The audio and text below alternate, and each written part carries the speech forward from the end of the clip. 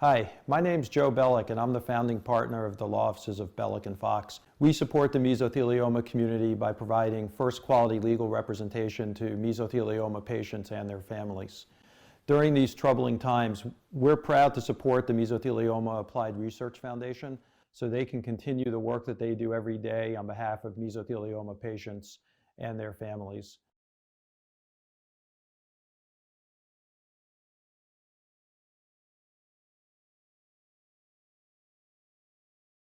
My name is Kelly Batley. My name is Clay Thompson. My name is Neil Mowney. We are MRHFM, a national firm with 70 attorneys and 11 offices across the U.S. At MRHFM, we exclusively help mesothelioma patients and their families. It's all we do. This is why we are proud to sponsor the Mesothelioma Applied Research Foundation and its work to fund mesothelioma research and provide support services and education for patients and their families.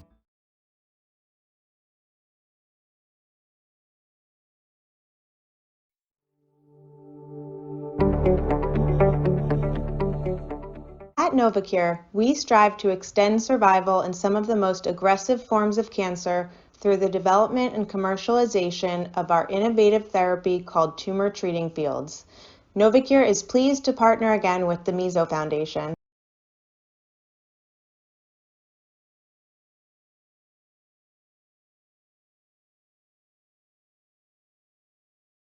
Hello everyone, and welcome to this episode of MesoTV. Today we'll be discussing neoadjuvant immune checkpoint inhibitor therapy for resectable malignant pleural mesothelioma. And we have a great panel of experts today to discuss this specific clinical trial. My name is Buerkley Rose. I am the nurse navigator at the University of Chicago for the Mesothelioma program, as well as a member of the board of directors for the Mesothelioma Applied Research Foundation. And we could do a brief introduction of all of our experts on the panel. Sure. My name is Patrick Forde. I'm a thoracic medical oncologist at Johns Hopkins in Baltimore, and I'm also a member of the board of the Meso Foundation. Richard Battafarano, I'm lead the thoracic surgery division at Johns Hopkins and close collaborator with Patrick on enrolling these patients who are surgically resectable. I'm Joe Friedberg, thoracic surgeon at the University of Maryland. I'm on the scientific advisory board for the Meso Foundation and also part of the trial. Fantastic, thank you. So Dr. Forde, if you could tell us a little bit about the clinical trial, what phase it is in the clinical trial design, and maybe a summary of what you've seen thus far in regards to patients and how they're doing. Sure. Well, this is a trial building on work we've done in other tumor types, looking at giving immunotherapy to patients prior to surgery for mesothelioma, in particular mesothelioma where we feel that surgery will play a role in the management, resectable mesothelioma. This came about through conversations with investigators at Hopkins and also at other sites, including Joe Friedberg at University of Maryland, Christian Rolfo over there, and also with Anne So, who leads the mesothelioma program at MD Anderson, and Boris Sapezi, who is the lead thoracic surgeon for meso there. And Rich and I have had a collaboration now for many years in lung cancer in treating patients with immunotherapy prior to surgery for lung cancer. And given that we do see effectiveness for immunotherapy in more advanced mesothelioma or in situations where we don't think surgery will be the primary treatment, we felt it would make sense to move immunotherapy forward in the treatment paradigm and perhaps to treat it at the earliest stage possible before a patient undergoes surgery. And that's what this trial does. To give a little bit of a broad outline of what the trial involves. So at the moment, we're enrolling to a cohort of patients who will receive the anti-PD-1 antibody nivolumab for a period of 6 weeks prior to surgery. And then they will proceed to surgery with someone like Rich or Joe at one of the 3 sites. And that surgery can be either an extrapleural pneumonectomy or EPP, or it could be a pleurectomy and decortication. And that decision is up to the patient and the surgeon in discussion. And then in the postoperative phase, after the surgery and the patient has recovered, there's a discussion regarding chemotherapy for up to 4 sessions. and then potential radiation therapy depending on the situation. And after all that treatment is completed, then we restart the immunotherapy for 1 year of treatment. That sounds intensive, but what I normally recommend to patients is to take it step by step. And we go through all this in detail at the start. And we try and enroll people for which this treatment makes the most sense. And it's very much a multidisciplinary operation between the surgeon, the medical oncologist, the radiation oncologist, and the nursing team to try and work with the patient to work out what the best approach for them will be. Fantastic. And then Dr. Friedberg and Dr. Battafarano, in regards to the extended pleurectomy decortication and extended pleural pneumonectomy, can you talk to us a little bit about that in regards to doing those surgical procedures after immunotherapy versus standard chemotherapy, or any specific considerations for this trial while you're in trial? I'll let you take it first, Joe, and then I'll give you kind of my experience with the last couple of people. Yeah. Sure. So I personally, I think that the impact on surgery is more related to the response, is sort of been my experience with most of the immunotherapy things. So if a patient, and the same with chemotherapy, I was actually a million years ago part of the trial that brought Alimta to the market, where it was preoperative Alimta, which was, I think, the introduction. This must have been in the early 2000s, late 90s. And, so they got neoadjuvant. I personally, my bias outside of a trial is to do the surgery up front and the systemic therapy afterwards. But I believe, any chance you get to do a trial is the right thing to do, at least for this cancer. And the impact on sort of the technical aspects of the surgery seems to be more related to how robust the response was. So if things don't really appear to have changed much, the surgery doesn't change much, the operations are always hard no matter what. But I think that if the patient has a really robust response, there was a patient who got treated for over a year and had a near complete response. And, that operation took me over 12 hours to do, but, shy of a really significant response, I think it's about the same as usual, has been my experience. Yeah, one of the things that I think has changed, when we were doing extrapleural pneumonectomies, what happened was that you didn't want to put somebody through a big operation and then have sort of R1/R2 disease at the end of the operation. So in a sense, we limited that operation to maybe fewer patients. I think when we added the pleurectomy decortication, the perioperative morbidity is less. And I think that that's a good thing for patients because, with 20/20 hindsight, we were probably shortening some person's lifespan just because of the morbidity of the extrapleural pneumonectomy. Yeah. Say when we first started to do the trial, one thing I noticed was in the old days, we'd said if it got into the endothoracic fascia / intercostal muscle, or if it was a little bit deeper in the diaphragm, that used to be out of bounds when you were looking at everybody for an extrapleural pneumonectomy. And I think we've loosened that up when it comes to thinking pleurectomy decortication and putting them on clinical trial. I think one of the most important things is really the only way, if you give it first, it's really the only way to assess response to therapy.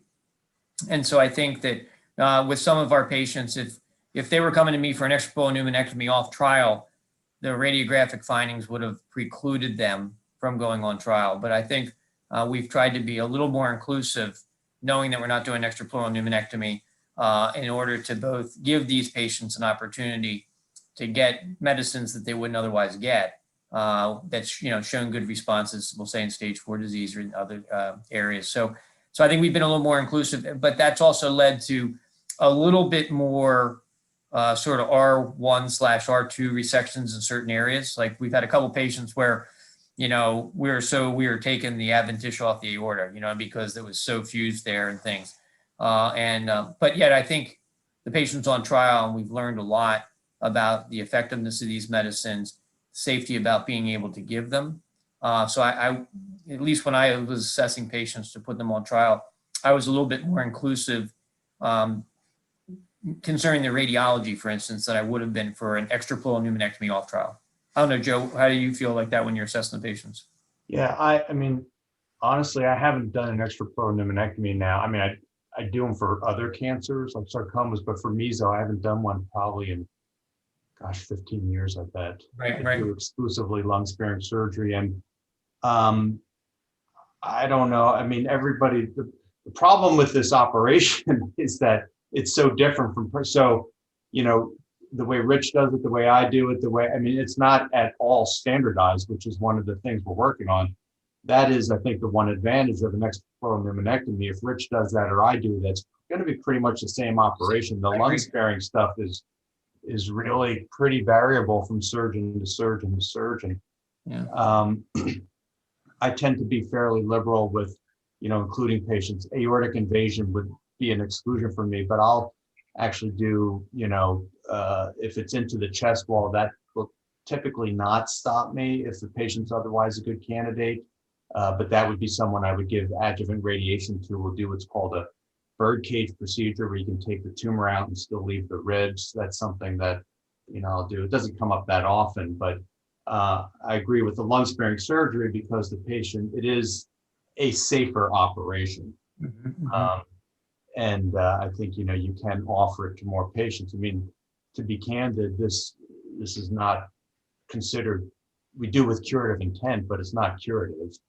We're trying to extend patients' lives, and they're really, for mesothelioma, I think quality of life needs to be on equal footing. And, you know, there is a big difference between, you know, having a lung and not having a lung. So, you know, I personally am more of an advocate of the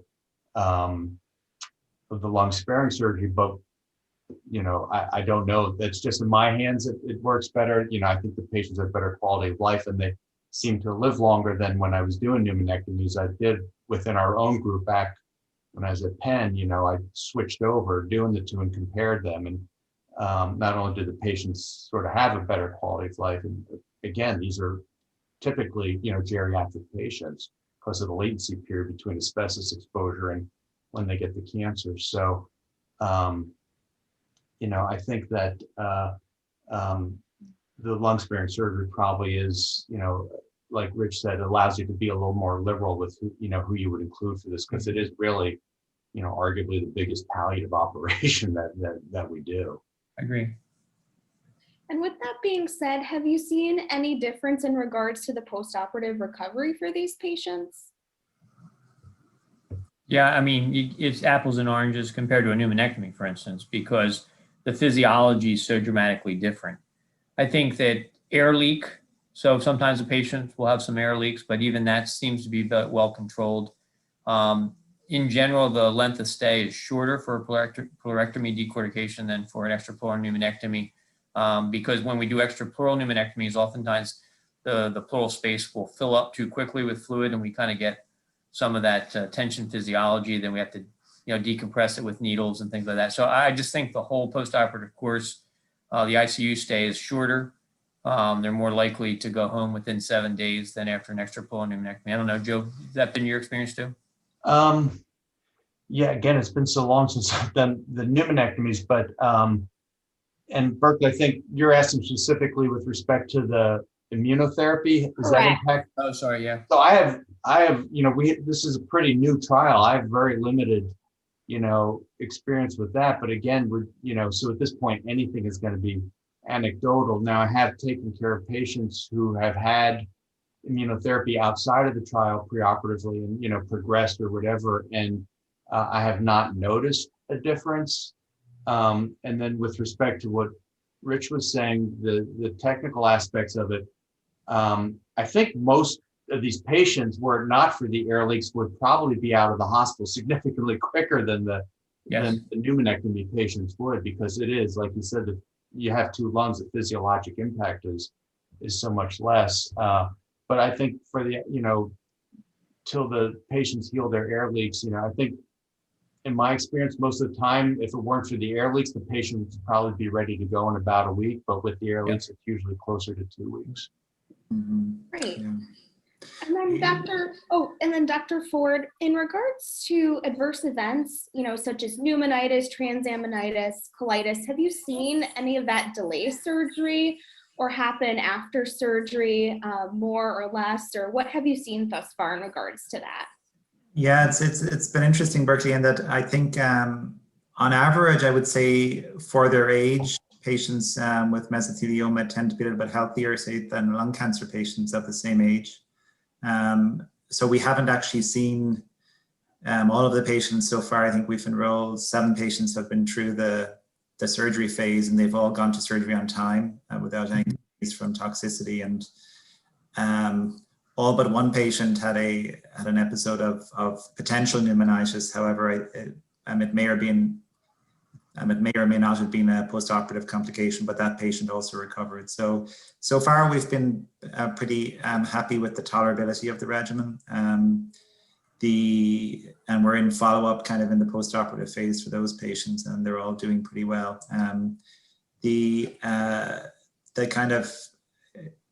So I think, as Rich and Joe said, there has been the main experience in terms of chest surgery for neoadjuvant therapy has really been in lung cancer, where we have kind of 4 or 5 studies now of neoadjuvant immunotherapy for patients with lung cancer. And they've been pretty variable in terms of the effect on the surgery, and we'll see more data. There's a study being presented at the AACR meeting next month on a randomized phase 3 trial of neoadjuvant chemoimmunotherapy in lung cancer. So I think it'll be interesting to look at those data. But my sense is that we're not seeing dramatic differences between, say, giving immunotherapy with chemo or single agent immunotherapy in terms of the impact on surgery. And then in the recovery phase, really, I followed most of these patients at Hopkins, and we haven't seen anything too unexpected than you would with a normal pleurectomy decortication. I think all of the patients so far have had pleurectomy decortications, but we haven't seen anything unusual for those patients so far.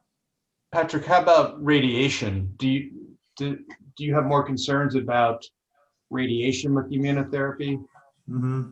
It's a good point, Joe. We've been so what we've done, we haven't mandated in the protocol, but we've been prioritizing proton radiation for these patients to try and minimize the exposure, because most of them had pleurectomies and decortications. So to try and minimize the exposure of the normal lung, of the intact lung, to radiation. So I think we have probably 2 patients so far in the radiation phase, because that comes after the chemo. And they have tolerated that so far. I think otherwise it's I think it is a concern. So one of the differences with EPP, as you know, versus pleurectomy is that you have the intact lung if you have the pleurectomy procedure, the less intensive surgery. And one concern about giving radiation to a patient who has an intact lung is the risk of radiation pneumonitis. Thankfully, we have not seen that as yet. It's early days, but we hope that perhaps the use of protons will help reduce that risk, you know. So, and one of the things, Patrick, in the trial that we looked at together with the group of Memorial, we were comparing patients who normally would have gone right to surgery and compared that to people that got immunotherapy. And instead of having an 80%, minimally invasive resection rate, it was more like 40%. But when you're talking about mesothelioma, Rich, that's the lung cancer. It's a hard operation. That's the lung cancer patients. Yeah, then the lung cancer patients. Right. So that comparison where we saw a big difference in the degree of difficulty of the operation, Right. Really a very different comparison, because you're talking about people who would have gone straight to surgery versus people that had preoperative therapy. But when you're talking about, if you take a mesothelioma patient straight to surgery, that's still a tedious, hard operation. And so I think, I do a lot of esophageal cancer operations. And so when you talk about people who get preoperative therapy, we have a clinical trial in which they were getting chemo, people would get chemo rads, but we incorporated immunotherapy into the preoperative chemo rads. I couldn't tell the difference from an operative management or a postoperative complication rate essentially with that. So I think, again, it depends on what the comparison arm is. But when you're talking about a difficult pleurectomy decortication, if you take them straight to surgery versus a seemingly similarly difficult, I can't tell a difference in this particular. Yeah. Buerkley, I think the short answer is we don't know. And that's why you're doing the trial, right? We're still Yeah, working. I think we don't, but I don't think it precludes accomplishing, it may make our day a little longer, but I don't think it precludes the ability to do the operation or to do as good an operation is my sense. I would agree. Yeah. Great. And it sounds like adverse events have been pretty minimal from what Dr. Forde said as well, post-operatively and in the maintenance portion with the nivolumab.